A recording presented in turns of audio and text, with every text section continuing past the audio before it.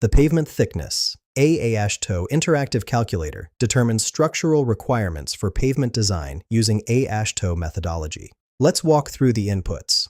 First, select your calculation mode from the drop-down menu.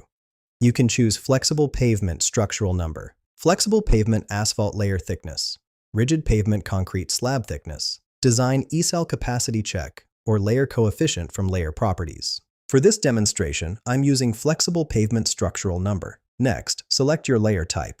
Options include asphalt concrete, crushed stone base, or granular subbase. I'll select asphalt concrete. Now enter your design parameters. Design ECALS W18 represents your expected traffic loading over the design life. Enter reliability R percentage for your confidence level. Standard deviation, so accounts for prediction uncertainty. Serviceability loss delta PSI is the difference between initial and terminal serviceability.